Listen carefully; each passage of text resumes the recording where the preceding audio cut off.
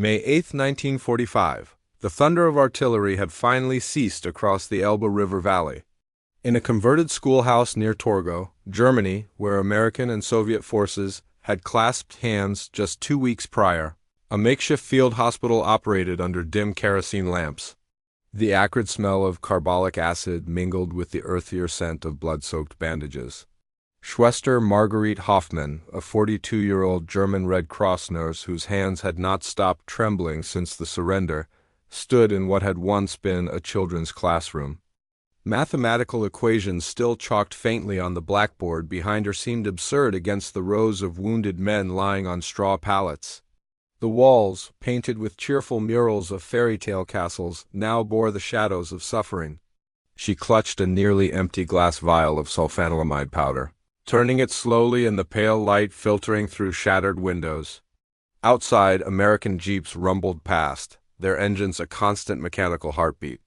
She had been told the Americans were coming to inspect the facility. She expected confiscation. She expected retribution. She expected the cold arithmetic of Victor's justice. What she never expected was the cardboard box that would arrive 3 hours later, stamped with a red cross and filled with more sulfa drugs than she had seen in the previous 18 months of war combined. The story of that box, and thousands like it, begins not in the ashes of Nazi Germany, but in the fundamental philosophical chasm that separated two visions of civilization. For Marguerite and millions like her, the concept of enemy care had been systematically eroded by 12 years of National Socialist indoctrination. The regime's medical establishment had transformed healing into an instrument of racial hierarchy. Doctors took oaths not to Hippocrates but to the health of the Volk. Resources were allocated not by need but by perceived genetic value. The T4 program had murdered 70,000 disabled Germans before its official cessation in 1941, though the killings continued in quieter forms throughout the war. By 1945, the average German nurse had witnessed medical triage reduced to ideological mathematics. Aryans received care, Slavs received minimal treatment, Jews received deportation. The sulfa drugs, those miraculous white crystals that could halt sepsis and save limbs from amputation, had become scarcer than morphine in the final year of war. Marguerite had learned to ration them with brutal precision, calculating not just medical urgency but political value. A Wehrmacht officer's infected wound received sulfanilamide. A foreign laborer with identical symptoms received only prayers and clean water. The German medical establishment had itself pioneered sulfonamide research before the war. Gerhard Domach's 1935 discovery of Prontosil, the first commercially available antibacterial sulfonamide, had earned him the Nobel Prize in Physiology or Medicine in 1939, though the Nazi government forbade him from accepting it. The irony would later prove profound. German pharmaceutical giant IG Farben had manufactured sulfa drugs throughout the war, yet by 1944, the systematic Allied bombing of chemical plants and the Reich's chaotic distribution networks meant frontline medical units operated in a state of perpetual scarcity. Nurses like Marguerite had watched men die of infected wounds that could have been prevented with a gram of sulfanilamide powder. She had held the hands of 19-year-old soldiers whose minor shrapnel wounds transformed into gangrenous nightmares because no drugs remained. The vials she hoarded were reserved for officers, for party officials, for those deemed valuable to the collapsing state apparatus. The ethical compromises became routine. Necessity, she told herself, bred pragmatism. Survival demanded hierarchy. These were the lies she recited as she walked past dying men whose only crime was insufficient rank. What Marguerite could not have known, standing in that May morning light with her near-empty vial, was that the American Medical Corps approaching her hospital operated under a radically different moral framework. The United States had entered the war with its medical infrastructure intact and its industrial capacity unmatched. By 1943, American pharmaceutical companies were producing 50,000 pounds of sulfa drugs monthly, enough to supply not just American forces but Allied armies across multiple theaters. The Winthrop Chemical Company, Merck, Abbott Laboratories, and others had ramped up production under War Production Board contracts that guaranteed both profit and patriotic purpose. The cost of sulfanilamide had dropped from dollars per gram to pennies. What had been a scarce miracle became an abundant standard. American G's carried individual sulfa packets in their first aid kits, small paper envelopes containing enough white powder to treat a wound immediately upon injury. The military's forward-thinking policy mandated that every soldier could self-administer this life-saving treatment, a democratization of medicine unthinkable in the hierarchical German system.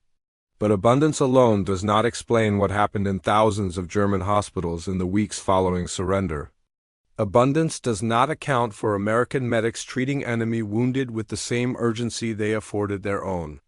Abundance does not capture the moment when Captain James Morrison of the 102nd Medical Battalion overrode Marguerite's stuttered protests and ordered his men to unload their entire surplus sulfa stock into her dispensary. The explanation lies deeper, in the bedrock assumptions about human dignity that separated American democracy from fascist ideology. The Geneva Conventions, which Nazi Germany had signed but selectively ignored, were not mere suggestions to the American military. They were operational doctrine. Article 15 required that wounded and sick prisoners of war receive care equivalent to that provided to the captor nation's forces.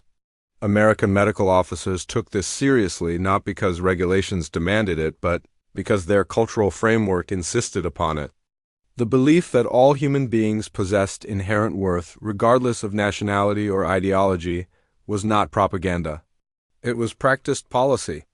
In the days following May 8th, as Marguerite watched American medical teams work, she confronted a cognitive dissonance that shattered her remaining assumptions.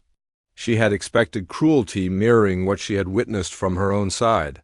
She had seen how German forces treated Soviet prisoners, starving them systematically in camps where death rates exceeded 50%.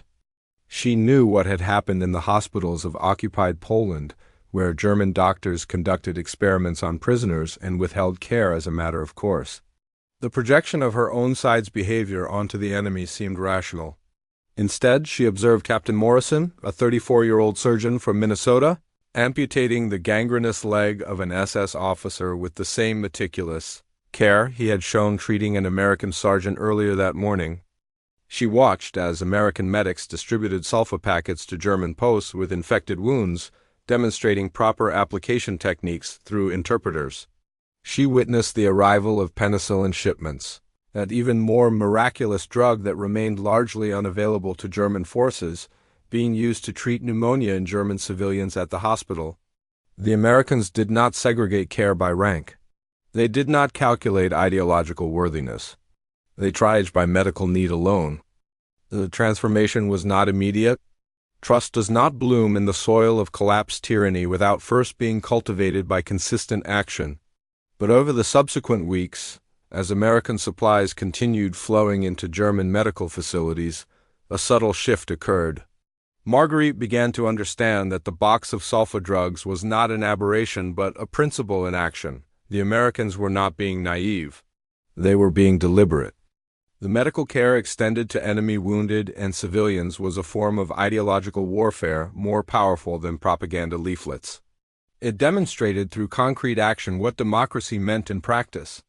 It showed that a society committed to human rights extended those rights even to former enemies.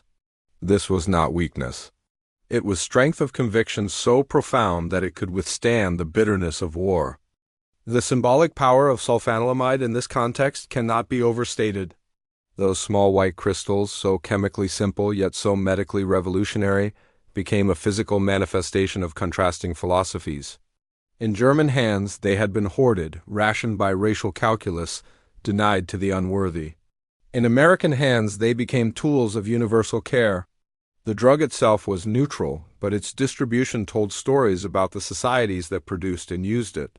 Every gram of American sulfa powder sprinkled into a German soldier's wound was a small repudiation of Nazi ideology.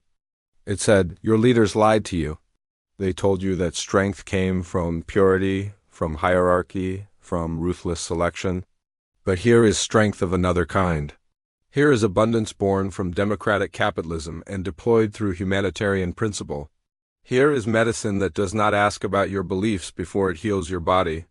The medical records from the American occupation zones in 1945 reveal the scale of this effort. The European Theater Medical Service treated over 300,000 German prisoners of war in the immediate post-surrender period, with mortality rates far lower than those in German-run facilities during the war. American field hospitals established in former German military installations received continuous resupply of sulfa drugs, penicillin, plasma, and surgical equipment. The 128th Evacuation Hospital near Munich, operating in what had been a Luftwaffe base, reported treating both American G.I.s and German civilians with identical protocols. Lieutenant Colonel Sarah Edwards, chief nurse of the unit, wrote in her diary of the initial skepticism from German medical staff who could not comprehend why Americans would expend valuable resources on enemy populations. She described the gradual transformation as German nurses like Marguerite observed day after day of consistent humanitarian care. The skepticism gave way to confusion, confusion to cautious acceptance, acceptance to something approaching understanding. Yet the American generosity was not without boundaries or purpose. The medical care was part of a larger strategy of denazification and reconstruction. The occupying forces understood that winning the peace required more than military victory.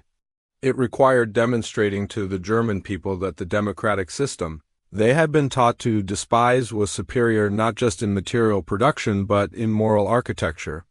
The sulfa drugs were propaganda, but propaganda in the truest sense, truth deployed strategically. The Americans wanted Germans to recognize that their suffering in the war's final years, the scarcity, and starvation and medical neglect had been products of their own regime's failures and ideological distortions. By providing abundant care, American forces highlighted the bankruptcy of the Nazi system that had promised strength but delivered ruin. Marguerite's personal transformation mirrored a broader psychological shift occurring across occupied Germany. In her diary, discovered decades later among family papers, she recorded her evolving perceptions. In early May, she wrote with bitter resignation about the expected American occupation, assuming the worst based on 12 years of propaganda about ruthless enemy forces. By June, her entries reflected bewilderment. Why were they sharing drugs so freely? Why treat wounded SS men? By July, a different tone emerged, one of reluctant admiration mixed with shame. She wrote of watching Captain Morrison work 17-hour days treating German patients, of American nurses sharing their personal Red Cross parcels with hungry German staff, of the sulfa drugs that kept arriving in endless supply. She began to question how much of what she had been told about the enemy was true, and by extension, how much of what she had been told about her own government was false. The cognitive restructuring was painful, requiring her to confront complicity in a system she had served without sufficient questioning. The broader context of American pharmaceutical mobilization adds depth to this story. The United States' entry into World War II triggered the most rapid medical-industrial expansion in history. The military's medical department grew from fewer than 1,500 doctors in 1940 to over 50,000 by 1945. Pharmaceutical production expanded in parallel. Sulfa drug manufacturing, which had been a relatively modest industry in the late 1930s, became a major wartime priority. The government invested heavily in expanding production capacity, building new plants and subsidizing research into more effective sulfonamide derivatives. Sulfadiazine, sulfathiazole, and sulfaguanidine joined sulfanilamide in the medical arsenal, each optimized for different types of infection. The results were dramatic. American battlefield mortality rates from infected wounds were drastically lower than in previous wars. In World War I, infection had been a leading cause of death among wounded soldiers. By World War II, the combination of sulfa drugs, improved surgical techniques, and rapid evacuation systems reduced such deaths to a fraction of historical norms. This medical success story was fundamentally intertwined with American economic and political systems. The pharmaceutical companies that produced sulfa drugs operated under wartime regulations, but remained private enterprises motivated by profit. The government guaranteed markets and funded expansion, but the innovation and production efficiency came from competitive capitalism channeled toward national purpose. This hybrid model, neither purely free market nor purely state-controlled, demonstrated the flexibility of the American system. It could mobilize massive resources for collective goals while maintaining the innovative dynamism of private enterprise. The sulfa drugs that filled those cardboard boxes shipped to German hospitals were products of this system, bearing within their molecular structure the economic and political philosophy that had created them. For German nurses and doctors, witnessing this abundance was revelatory in ways that extended beyond immediate gratitude. The Nazi economy had promised autarky, self-sufficiency, a Germany independent of foreign resources. Yet the war had revealed this as fantasy. German synthetic fuel plants, chemical works, and pharmaceutical facilities had crumbled under Allied bombing and the regime's own mismanagement. The final months of war saw German forces desperately short of everything: ammunition, fuel, food, and medicine. The soldiers Marguerite treated in early 1945 often arrived with uniforms patched from scavenged materials, boots wrapped in rags, equipment improvised from desperation. The contrast with American material abundance was stark. American soldiers arrived with standardized gear, fresh supplies, and medical kits that included not just sulfa drugs, but morphine syrettes, bandages, antiseptics, and more. The ideological implication was unavoidable. The system that had promised strength through unity and racial purity had delivered weakness and scarcity.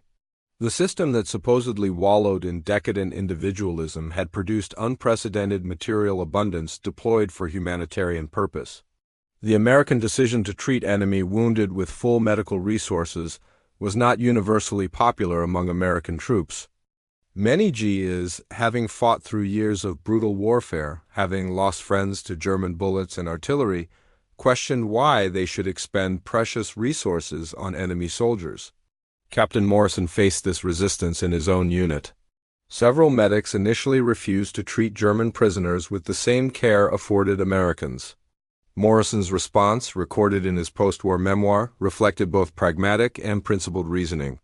He argued that international law required proper treatment, that failure to uphold Geneva Conventions endangered American posts held by other nations, and that demonstrating American values in action was crucial to winning the peace. But beyond these practical arguments, he expressed a deeper conviction. The fight against Nazism was not merely a military conflict, but a battle between competing visions of human dignity. To descend to the cruelty they had fought against would be to admit that the ideological differences were superficial. Treating enemy wounded with humanity was not weakness, but the ultimate assertion of democratic values.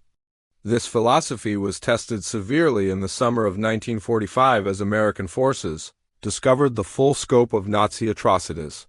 The liberation of concentration camps in April and May had revealed horrors that shocked even battle-hardened soldiers.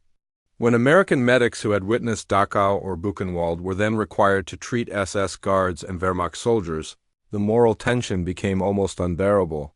How do you sprinkle sulfanilamide into the wound of a man who may have participated in genocide? How do you save the life of someone who served a regime dedicated to mass murder? The answers were neither simple nor satisfying. Some medics struggled with rage and the temptation to withhold care. Others compartmentalized, treating the enemy wounded as a medical task divorced from political judgment. But the official policy remained clear and was generally enforced. Medical care was not conditional upon moral worthiness. The wounded received treatment regardless of who they had been or what they had done. Marguerite witnessed these tensions play out in her hospital. She saw young American medics, barely out of their teens, treating elderly Volkssturm soldiers with professional efficiency while struggling visibly with their emotions. She observed the arrival of Jewish American soldiers whose families had escaped Germany in the 1930s, now returning in uniform to provide medical care to the very nation that had expelled them. The psychological complexity of these encounters defied simple narrative. One young medic from Brooklyn, whose parents had fled Berlin in 1938, told Marguerite through an interpreter that he hated what Germany had become but could not hate individual suffering humans. He distributed sulfa packets to wounded Germans while privately grieving for cousins who had perished in Theresienstadt. The moral landscape of post-surrender Germany was a terrain of contradictions. where the imperative to punish crimes coexisted uneasily with the imperative to rebuild a functioning society. The sulfonamide that saved lives in those chaotic months was itself a reminder of scientific internationalism that transcended national boundaries. Domac's original research had built on earlier work by Austrian and British scientists. American pharmaceutical companies had licensed and improved upon German discoveries. The wartime sulfa drug program in the United States had involved scientists from multiple allied nations sharing research findings to accelerate development. Medicine, at its best, was a collaborative human enterprise that rendered national boundaries obsolete. The tragic irony was that Nazi Germany had rejected this scientific internationalism in favor of racial pseudoscience and autarky. German Jewish scientists who had contributed enormously to medical progress were expelled or murdered. International collaboration was denounced as Jewish cosmopolitanism. The regime that had pioneered sulfa drug research had ultimately failed to supply its own soldiers with adequate quantities, while the democratic coalition had fought against pooled knowledge and resources to produce abundance. As summer turned to autumn in 1945, the immediate crisis of the post-surrender period gave way to the longer process of occupation and reconstruction. The American military government began transitioning from emergency relief to establishing functioning civil administration. German hospitals were gradually returned to German management, though under American oversight. The flow of American medical supplies continued but was increasingly channeled through reconstituted German public health systems. Marguerite found herself working not as a conquered subject receiving charity, but as a professional colleague, collaborating with American medical personnel to rebuild healthcare infrastructure. The change was subtle but significant. The initial power dynamic of victor and vanquished evolved into something more nuanced, a partnership still deeply unequal but trending toward mutual respect. The sulfa drugs became less prominent as penicillin supplies increased and the pharmaceutical industry began recovering. But Marguerite never forgot those first cardboard boxes, never fully reconciled herself to how profoundly wrong her expectations had been. In her later diary entries from the 1950s and 60s, as West Germany was rebuilt into a prosperous democracy, she reflected on those early occupation months as a turning point not just in national history but in personal understanding. She wrote about the shame of having participated in a system that had valued lives differently, about the cognitive dissonance of witnessing enemy humanity after years of dehumanizing propaganda. She described the small white crystals of sulfanilamide as a symbol of what she had learned. That abundance could be generous, that strength could be merciful, that the most powerful assertion of values came not through rhetoric but through consistent action even when difficult. The broader lesson resonated beyond individual transformations. The American occupation of Germany, whatever its flaws and contradictions, demonstrated that victors need not become oppressors. The medical care extended to enemy populations was part of a larger Marshall Plan philosophy that rejected the punitive approach of Versailles in favor of reconstruction and reintegration. The generosity was strategic, calculated to prevent future conflict by creating prosperous democratic allies. But strategy does not negate sincerity. The Americans who distributed sulfa drugs to German hospitals believed genuinely in the principles they enacted. They were products of a culture that, despite its own serious flaws and hypocrisies, maintained at its core a commitment to human dignity that could extend across the boundaries of nationality and even recent enmity. The contrast with Soviet occupation policy in Eastern Germany made the American approach even more striking. German refugees fleeing from Soviet-controlled zones to American zones in 1945 and 1946 reported radically different treatments. Soviet forces, having suffered enormously at German hands and operating under a different ideological framework, often took a punitive approach. Factories were dismantled and shipped east as reparations. Food supplies were requisitioned for Soviet use even as German civilians starved. Medical care in Soviet zones was minimal, focused on Soviet personnel with German populations receiving only basic humanitarian assistance. The Americans, by contrast, implemented policies aimed at stabilization and eventual prosperity. The medical supplies distributed freely in 1945 were matched by food shipments, industrial recovery programs, and educational reforms. The sulfa drugs were just one element of a comprehensive effort to demonstrate democratic capitalism as superiority over both defeated fascism and emerging Soviet communism. Marguerite lived until 1983, long enough to see Germany reunited in democracy and prosperity, far exceeding anything she had known before the war.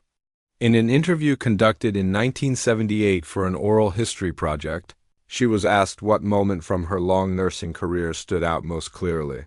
She did not speak of dramatic surgical procedures or famous patients. She described instead that May morning in 1945, standing in a ruined schoolhouse holding an empty vial, watching American soldiers unload boxes marked with red crosses. She described the weight of those boxes, heavier than she expected, and the overwhelming relief mixed with confusion when she understood they were supplies, not confiscation notices. She spoke of Captain Morrison's Midwestern accent filtering through the interpreter, his matter-of-fact tone as he explained proper sulfa administration protocols for treating infected wounds. She remembered the first German patient she treated with American-supplied sulfanilamide after days of having nothing, a young soldier whose leg wound had been festering for a week. She recalled sprinkling the white powder into clean tissue, bandaging the site, and knowing with medical certainty that he would live rather than lose the limb to gangrene. That knowledge, she said, felt like emerging from a long darkness into unexpected light. The crystalline simplicity of sulfanilamide, its chemical formula Chandos, encoded a complexity of meaning in the context of post-war Germany. Molecules are politically neutral, yet the conditions of their production and distribution reveal everything about the societies that create and use them. The same compound that had been rationed by racial ideology in German hands became an instrument of democratic universalism in American hands. The transformation was not in the drug itself, but in the moral framework governing its use. This distinction matters profoundly when understanding how ideas translate into material reality. Nazi ideology had promised a society of strength and purity, but delivered scarcity and ruin because its foundational principles were false, disconnected from human nature and economic reality. American democracy, for all its imperfections and contradictions, rested on principles more aligned with actual human needs and capacities. The abundance of sulfa drugs was not accidental. It flowed from an economic system that, when mobilized for purpose, could produce unprecedented quantities of goods and distribute them according to principles that extended beyond narrow self-interest. In the 7 decades since Marguerite stood in that schoolhouse, the lessons of that encounter have been repeatedly tested and sometimes forgotten. Subsequent American conflicts would not always demonstrate the same commitment to enemy care. The idealism of 1945, born from a clear moral struggle against unambiguous evil, would prove difficult to sustain in more ambiguous wars. But the principle established then that victors bear responsibility for enemy wounded, that medicine transcends nationality, that humanitarian treatment of adversaries serves both moral and strategic purposes, remained embedded in military doctrine and international law. The Geneva Conventions were expanded and strengthened in 1949, partly in response to World War II experiences. The precedent of Nuremberg established that medical personnel could be held accountable for violations of humanitarian principles. The architecture of international humanitarian law that governs conflict today was shaped significantly by the lessons learned in the war's aftermath, including the recognition that caring for enemy wounded was not optional but obligatory. The sulfanilamide that saved lives in the spring and summer of 1945 has long since been superseded by more effective antibiotics. Penicillin and its descendants rendered sulfa drugs largely obsolete for most infections, though they retain niche applications. But the symbolic significance of those white crystals distributed so freely in German hospitals endures. They represent a moment when power was exercised with restraint, when abundance was deployed for humanitarian purpose, when enemies were treated as humans rather than abstractions. That moment was possible because individuals like Captain Morrison and institutions like the United States Army Medical Corps carried within them a set of values strong enough to withstand the hatreds generated by years of brutal warfare. Those values were not uniquely American, but in that specific historical moment, they were expressed through American power in ways that transformed expectations and rebuilt trust across the chasm of recent enmity. For Marguerite Hoffmann and countless Germans who experienced the American occupation, the boxes of medical supplies that arrived in those chaotic weeks after surrender became a reference point for understanding what democracy meant in practice. The concept had been so thoroughly distorted by Nazi propaganda, portrayed as weakness and decadence, that its actual manifestation was shocking. Democracy was not chaos but organized generosity. It was not weakness but sufficient strength to extend mercy. It was not material poverty but abundance so great it could be shared even with those who had recently been enemies. These were not lessons delivered through speeches or pamphlets but through concrete actions repeated consistently, enough to overcome skepticism. The American medic who treated a German soldier's infected wound with careful professionalism, who used precious antibiotics without hesitation, who demonstrated through medical care that human dignity transcended nationality, that medic was a more effective ambassador for democratic values than any propaganda campaign could have been. The story ends not with triumph but with reflection. The schoolhouse that served as Marguerite's hospital was eventually converted back to its original purpose, educating German children in a democracy rather than a dictatorship. The mathematical equations returned to the chalkboard, problems in arithmetic and geometry replacing the geometry of suffering. Captain Morrison returned to Minnesota, resumed his civilian medical practice, and rarely spoke about his wartime service except to insist that he had done only what was required and right. The sulfa drugs that seemed so miraculous in 1945 became routine, then obsolete, then historical curiosities remembered mainly by medical historians. But the principle they represented, that healing should be universal and that abundance carries moral responsibility, remained a quiet foundation of the international order built from the war's ruins. Somewhere in a German archive, Marguerite's diary entries rest among thousands of other personal testimonies from those years. Her handwriting, initially jagged with stress and fear, gradually becomes steadier through the summer of 1945, a physical record of psychological reconstruction. On the last page she wrote before her death, she returned to that May morning, that nearly empty vial, those unexpected boxes. She wrote that she had spent much of her life trying to understand how she could have been so wrong about so many things, how thoroughly propaganda could distort perception, how completely she had failed to question the system she served. But she wrote also about moments of grace, about the American captain who treated patients as humans rather than categories, about the white crystals that symbolized a different way of ordering the world. She wrote that she had learned the most important lessons not from books or lectures but from observing actions, from witnessing values expressed through daily practice rather than proclaimed rhetoric. The boxes of sulfa drugs, she wrote, had taught her more about democracy than any manifesto could have conveyed. The truth carried by those small packets of sulfanilamide powder was simpler and more profound than complex ideology. It said that human suffering demands response regardless of nationality. It said that a society's character is revealed not in how it treats friends, but how it treats enemies.